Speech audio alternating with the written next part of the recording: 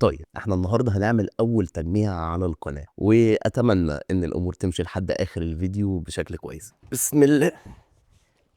السلام عليكم ورحمه الله وبركاته. لان التجميعه دي هتكون مخصصه للجيمنج بكارت ار اكس 9060 اكس تي، ودي اول مره انا نجرب فيها الكارت ده الصراحه. فاتاكد ان انت تتفرج على الفيديو لحد اخره، واعمل لايك وسبسكرايب وشير وكومنت حلو كده منك. ولو انت اول مره تتفرج عليا فانا اخوك احمد عارف. يلا بينا نشوف التجميعة دي بتقول ايه مع بعض. بسم الله. نزل بقى كده دي هنا كده، وهدي. يا رب ما حد ياخد باله من العنوان. انا كل اللي محتاجه موجود في البوكس اللي معايا ده. فهتلاقي بروسيسور AMD 8700F، وبوردة MSI في البادجت منه ب 650 ام جيمنج واي فاي MSI. ده غير الرامات الكليف والاير كولر وشويه الحاجات التانية. فتعالوا بقى ايه اول حاجه سريعا نركب الرامات بتاعتنا في المذر بورد، اللي هي كليف كراس في RGB دي 32 جيجا 2 في 16. التردد بتاعها 7600 ميجا هرتز، والسي ال بتاعها 36. وبالمناسبه الرامات دي بضمان نيكست هاب، ده ضمان الوكيل، ضمان نيكست هاب. اللون الابيض طاغي جدا على الرامات. تعالى كده نفك البوردة. بص، تركيب الرامات في المذر بورد سهل جدا. الكتابة تكون ناحية البروسيسور. ركبنا الرامات، وما تقلقش خالص من فكره ان المذر بورد دي بتيجي باتنين بنك رام بس. هما كده كده دول تشانل، والتجميعه دي مخصصه للجيمنج. ف 32 جيجا في الجيمنج بجد هيبقى رقم كفايه جدا، ومش هتحتاج تعمل له ابجريد لو انت بتفكر ان انت جاي التجميعه للالعاب. واصلا لو انت بتشتغل على التجميعه ف 32 جيجا برضه هيكونوا كويسين جدا. ونصيحه بقى مني ليك على جنب، لو انت هتجيب مذر بورد DDR5 اوعى تجيب رامات 8 جيجا، عشان 8 جيجا في DDR5 خلاص ملهاش لازمه. الاسعار اصلا متقاربه جدا دلوقتي. واهم سبب بقى اصلا خلاني اشتري المذر بورد دي هي الشكل بتاعها. سيلفر كده على اسود منقط بخطوط لونها ازرق، هيمشي على شكل الثيم اللي انا رسمه للتجميع. بص البوردة دي فيها مكان M.2 عليه هيت سينك، ده جيم 4 وده كمان جيم 4. بس خلي بالك وانت بتشتري المذر بورد دي، لان MSI بتقول لك ان انت لو مركب اي بروسيسور من البروسيسورات دي اللي هم 8300 او 8500، الام.2 مش هيشتغل معاك اصلا.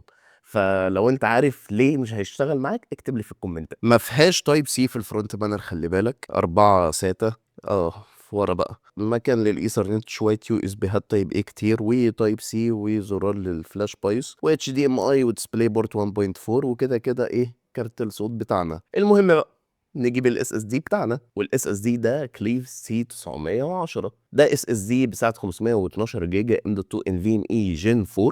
بيقرا لحد 5000 ميجا وبيكتب لحد 3500 ميجا تقريبا في الثانيه. وعلى فكره سعره ممتاز جدا. ده برضو بضمان نيكست هاب، ضمان 3 سنين. اس اس دي بص كده ايه طيوب. اس اس دي من الطيبين شويه، ده اللي احنا عايزينه.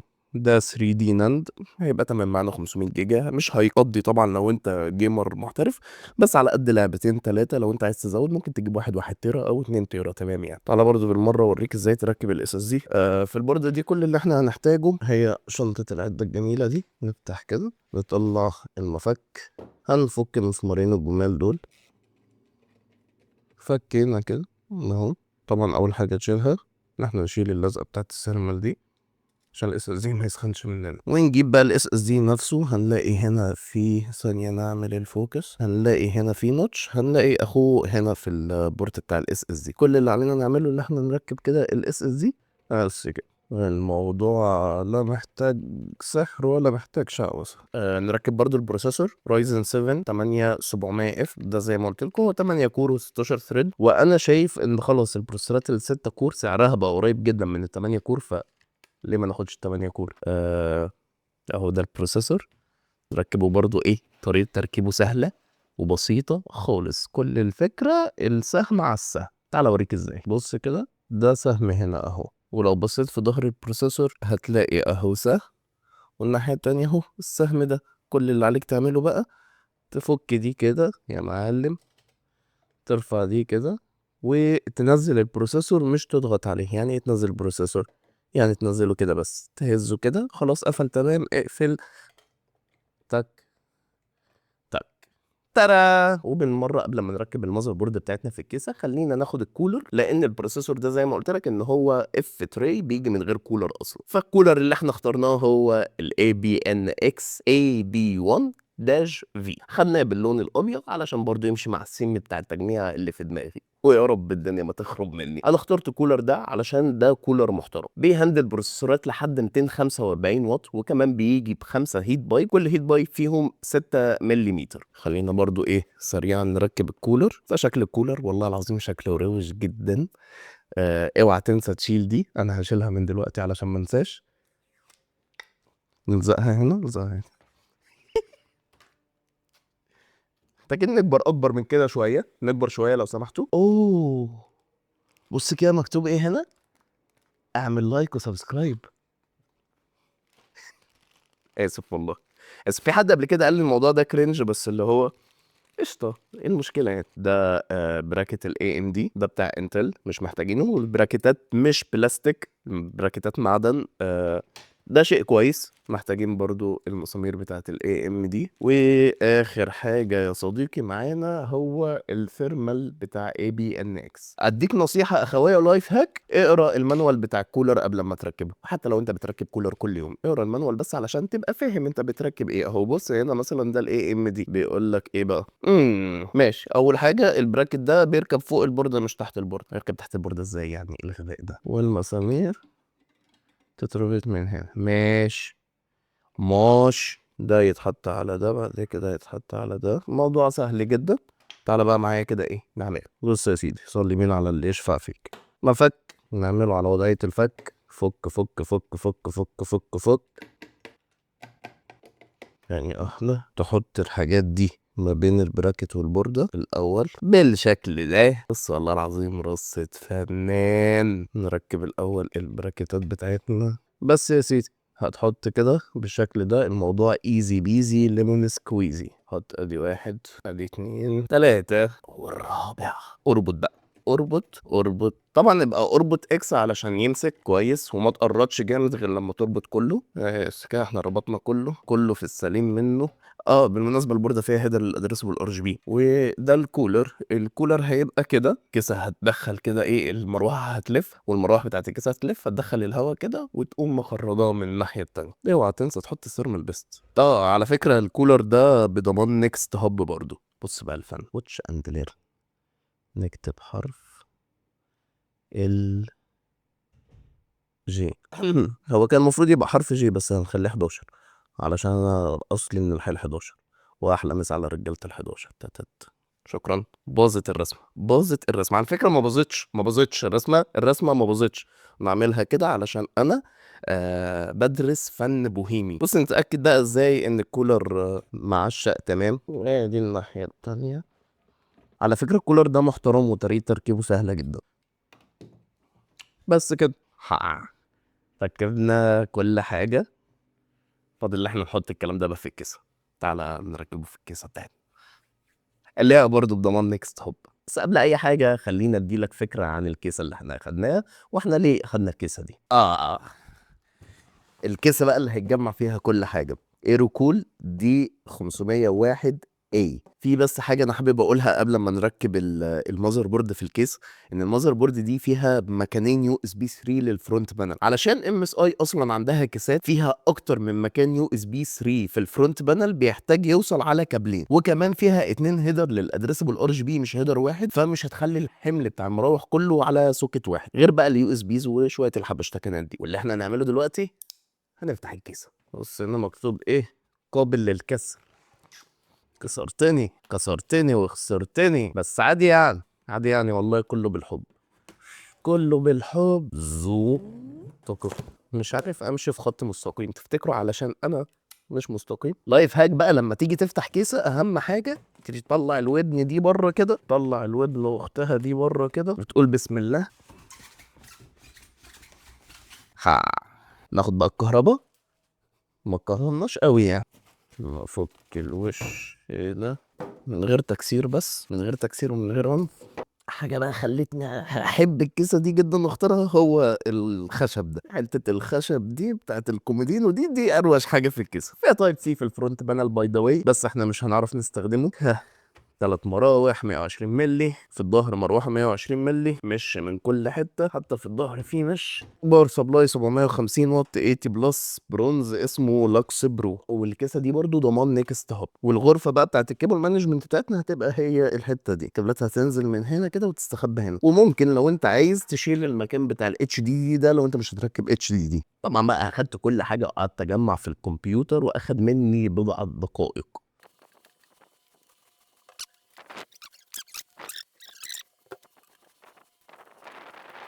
2 hours later. خلاص جمعنا الكمبيوتر، نيجي بقى لأهم حاجة بالنسبة لي وبالنسبة لكم وبالنسبة لأي حد، احنا مش هنحور. كارت الشاشة AMD Radeon RX 9060 XT 16 جيجا OC Edition XFX Mercury Pro Gaming Graphics Card. وبالنسبة بقى للكارت نفسه أو الشيبسيت نفسها، فالشيبسيت دي بتيجي ب 16 جيجا GDDR6، والتردد بتاع الكارت بيوصل لحد 3350 ميجا هرتز، 3320 مش 3350، معلش انا اسف. والميموري كلوك سبيد بتاعته بتوصل لحد 20 جيجا في الثانيه. وما تقلقش الكارت ده زيه زي الار تي اكس 5060 تي اي، ممكن يكون اقل منه سيكا، بس السعر ما بينهم يتغاطى الموضوع ده. يعني ايه؟ يعني انت عايز دي ال اس اس هتاخد هنا الاف اس ار. الفريم جنريشن والسوفت وير كل ده موجود، والارقام ما بينهم على فكره في الالعاب مش فرق خالص تقريبا. انت لما بتشغل الاي اي والكلام ده الدنيا بتظبط. بس هنا بقى في ميزه مش موجوده في كروت انفيديا. لو انت عايز تعمل سيت اب زي اللي انا هعمله كمان شويه يكون شغال على الستيم او اس، كروت انفيديا مش هتنفع، كروت اي ام دي هي اللي هتنفعك. فاحنا في الفيديو ده هناخد ارقام كل لعبه لعبناها، وهلما نبقى نيجي نجرب بقى في الستيم او اس هنشوف الفرق عامل ازاي. فده ميزه حلوه. وكده كده الكارت برضو لو انت مش بتحب اي ام دي انا مش هقنعك ان انت تشتري كارت من اي ام دي، بس انا بقول لك ان الكارت ده تجربته معاك هتبقى حلوه لو انت جيمر، خصوصا ان الجهاز ده هيبقى مخصص للالعاب الاي سبورتس والالعاب التريبل اي على دقه عرض 2K. كده كده خلاص الفول اتش دي ما بقاش مين ستريم اني مور، بجد مبالغين فيه يعني. كارت 3 مراوح، 2 ديسبلاي بورت، واحد اتش دي ام اي، هيت سينك محترم وباك بليت كويس، وهو في الاخر بياخد 8 بنت. تعال بقى نركبه، يلا بينا. اول حاجه تعملها تشيل ده، شوف انت هتوصل الكارت ديسبلاي ولا اتش دي ام اي. انا في حالتي هوصله اتش دي ام اي فاشيل الاتش دي ام اي. بالمناسبه الكارت ده ضمان الوكيل نيكست هوب، ضمان 3 سنين، هيركب في تاني وتالت واحده. سمعت الطق دي كده الكارت ركب. نوصل الكابل، ها كده يكون تجميعتنا كملت. فاضل بس اللي احنا نوصل المراوح وننزل الويندوز ونتست بقى. والكيبل مانجمنت بقى، وما احلى الكيبل مانجمنت. ايه رأيك؟ اكيد مش قصدي على الخرا ده، قصدي على ده. بيرفكت والله. طيب الخلاصة بقى، معلش الأول إيه، جبت بتاع كده اختراع حلو ومش حلو في نفس الوقت. حلو علشان بيفتح لي مناخيري فبعرف أتكلم بشكل أحسن. تحط كده كده. الخلاص بص يا سيدي، خلينا نبدا واحده واحده. ايه بعد لما جمعنا التجميعه بتاعتنا ونزلنا البرامج ونزلنا الالعاب وبدانا الاختبار بتاعنا، فاول حاجه عملتها هي اللي انا اختبرت البروسيسور على برنامج سينا بنش. فحقق معايا في المالتي كور 977 بوينت، واعلى درجه حراره وصل لها بالكولر اللي انا مركبه هو 87 ونص. والكلوك سبيد بتاعت البروسيسور في الكور الواحد كانت بتوصل لحد 5050 ميجا هرتز. ولما ضغطنا على السنجل كور حقق معانا 108 بوينت، واعلى درجه حراره وصل لها كان 70 درجه مئويه. وبرده الكلوك سبيد كانت بتوصل لحد 5052 ميجا هرتز، فالدنيا كانت تمام جدا. وبقى رحت للجزء الثاني اللي اصلا التجميع مبنيه علشانه، هي الالعاب. احنا جربنا كول اوف ديوتي، حقق معانا متوسط فريمات الكمبيوتر على 180 فريم، 185 فريم حاجه زي كده. ونزلنا برضو اكسبيديشن 33، دي لعبه جديده، لعبه جامده جدا. انا لو ما حدش لعبها قبل كده انا انصحك تلعبها، تاخد ساوند تراك وجيم بلاي جامد. المهم علينا كل الاعدادات على الاخر وبدانا نلعب اللعبه، والفريمات كانت بتتراوح ما بين ال 50 لل 60 فريم. واخر لعبه جربناها هي بلاك ميز. اللعبه دي كانت شغاله تمام جدا على من 120 ل 140 فريم، الدنيا كانت مظبوطه جدا في اللعبه دي. فالجهاز ده رايح لمين؟ الجهاز ده رايح لاي كومباتيتيف جيمر او اي حد عايز بديل للبلاي ستيشن 5. طب ايه بقى الكلام في الاسعار؟ خليني اقول لك ان البروسيسور اللي هو رايزن 7 8700 اف ده بروسيسور تري بيجي بسعر 10000 جنيه، والبورده اللي هي ام اس اي بي 650 ام جيمنج واي فاي دي سعرها 7500 جنيه. وبالنسبه للرامات فاللي هي الكليف ال 32 جيجا كراس في بتيجي باللون الابيض ار جي بي 2 في 16 تردد 7600 ميجا هرتز سي ال 36 دي سعرها 7500 جنيه. وبالنسبه لكارت الشاشه فهي النسخه اللي معانا اللي هي الاكس اف اكس ميركوري الكارت الار اكس 9060 اكس تي، النسخه تحديدا اللي معانا 16 جيجا وما تاخدش 8 جيجا، اوعى تاخد النسخه 8 جيجا لو انت عايز تلعب على دقه عرض فوق الفول اتش دي. الكارت ده سعره 26000 جنيه. وبالنسبه للاس اس دي فهو كليف سي 910 ده 500 جيجا وبيجي بسعر 1800 جنيه. والكيسه الايرو كول الدي 501 اي بيجي معاها باور سبلاي 750 واط 80 بلس برونز لاكس برو. وبالمناسبه دي اول مره اشوف كيسه معاها الباور سبلاي كومبو بتاعها جابانيز كاباستور. والكيسه فيها تايب سي في الفرونت بانل برضو سعرها 5000 جنيه، بس خلي بالك البورده ما فيهاش تايب سي في الفرونت بانل. واخر حاجه هي الكولر اللي احنا اخترناه اللي هو الاي بي ان اكس اي بي 1 داش في ده اخترناه باللون الابيض علشان نكمل ثيم الباندا. فالكولر سعره 2300 جنيه وبجد كولر ممتاز جدا. فتوتال التجميعه 60094 جنيه. بس عشان اعمل التجميعه والتجميعه نازله على القناه هنا فسيجما مشكورين عملوا لي خصم جامد كده 2095 جنيه. فانت لو اشتريت التجميعه من اللينك اللي انا هحطه لك في الديسكريبشن ده تاخد التجميعه ب 58000 جنيه، او تروح بالفيديو لاي فرع من فروع سيجما وقول لهم انا عايز التجميعه دي بالسعر ده هيظبطوا لك الدنيا كلها. وبس كده، دي كانت كل حاجه في التجميعه بتاعت النهارده واول تجميعه على القناه بتاعتنا. لو انت لسه بتتفرج لحد دلوقتي فاعرف انك كويس ومحترم وشبعان وابن الناس وانا بحبك، وشكرا لاهتمامك وشكرا لدعمك وشكرا لكل داعمين القناه والمنتسبين كمان في القناه. اشوفك في الفيديو اللي جاي. انا احمد عارف، اخوك صاحبك حبيبك، يعني اللي انت عايزه كله والله. سلام.